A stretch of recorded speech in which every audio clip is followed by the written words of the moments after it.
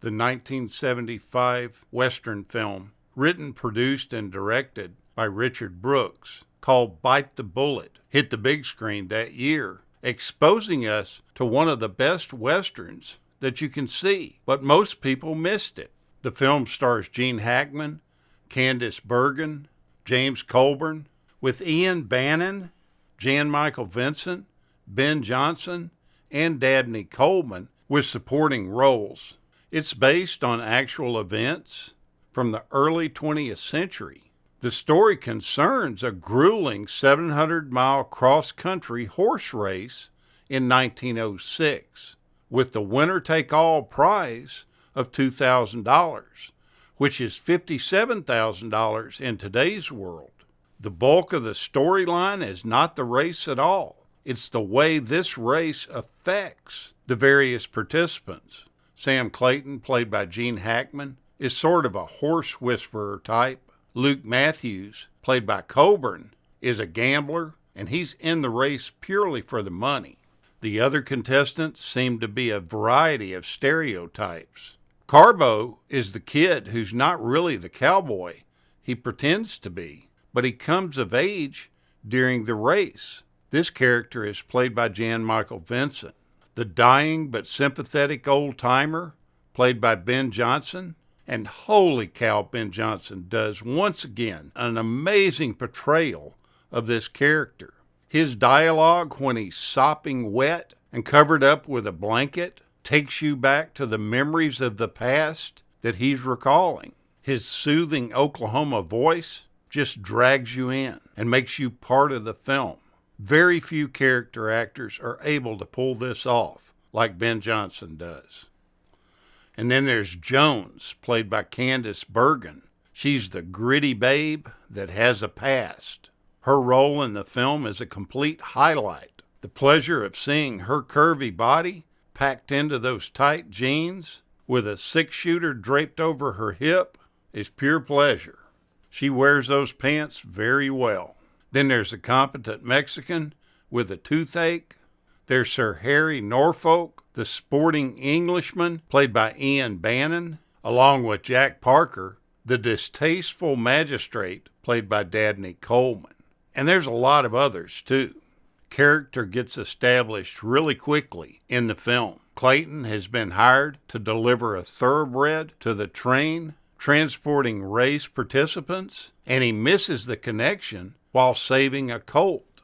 Carbo has a big mouth, and he doesn't treat animals well. Clayton sticks up for the underdogs, and Matthews sticks up for Clayton.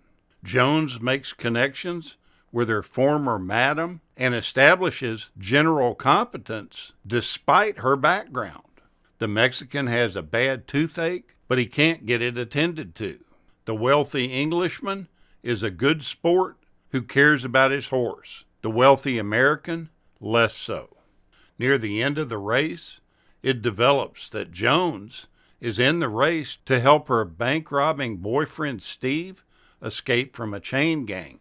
Her eyes are opened when Steve brings along 2 others, kills guards unnecessarily, and steals horses from contestants in the race, like the Mexican Sam and Luke. The various parties, Jones, Sam, Luke, Carbo, and even the American magnate, cooperate in getting them back, with Luke maniacally driving the newspaper's motorcycle. This rehabilitates Carbo's careless character, who redeems himself with this by taking care of the old-timer's horse. By the end of the race, there are only 3 contestants still in it: Sam, Luke, and a thoroughbred rider. This grueling race has really taken its toll on them.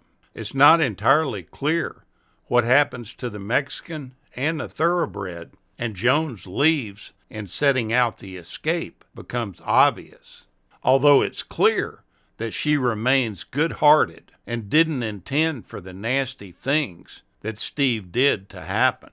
The actor Paul Stewart suffered a heart attack and had to leave the filming.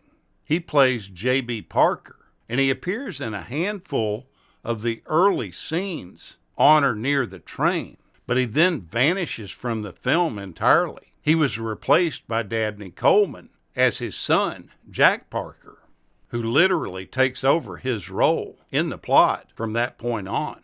The same year that this movie came out, Candice Bergen co-starred in The Wind and the Lion opposite Sean Connery, a role that was originally intended for Faye Dunaway. John Milius said that he was thankful to have Bergen take that role because she had grown up riding horses. And it's pretty obvious in this film that she knows how to handle a horse. And that's what makes her character so believable to watch. And you stick her amazing beauty with it, it makes it hard for your eyes to turn away from the screen anytime she's on it. The movie was filmed on location in New Mexico and Nevada. Other scenes were filmed in the Carson National Forest, New Mexico, White Sands National Park, New Mexico, and Lake Mead, Nevada. The movie touches on themes of sportsmanship, animal cruelty, the yellow press, racism, and the end of the Old West, and the bonds of marriage and friendship. As the race progresses onward, the conditions test not only the endurance of the horses and the riders, but also their philosophies of life and the meaning of victory and defeat. The film's title comes from the fact that one can create an improvised tooth cap with a hollow bullet in order to protect the aching tooth. The thing that's used in conjunction with this is heroin. It kind of stands out when you hear him talk about this, but you have to realize that that was first made in 1874, and for many years it was only consumed orally. The problems with injecting that came much later on. The oral use of it created little to no high, but it does stand out to you when you hear him talking about the drug in a Western. I feel like this is probably one of the best movies that came out of Hollywood during 1975. Rex Reed felt the same way as I do. However, both of our opinions really didn't matter, and especially his, because it was considered a flop at the box office, even though it had receipts of $11 million there.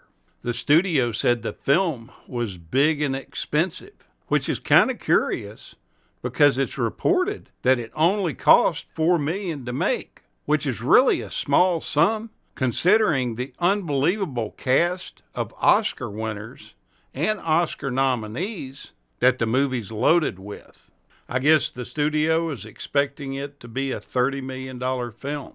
Gene Hackman and James Coburn were at the peaks of their careers, and they are well cast for their parts as the center portion of this film. A lot of people missed this movie. If you've never seen it, take the time to watch it. It's a good one. Thank you so much for watching, and we'll continue to chase the classics.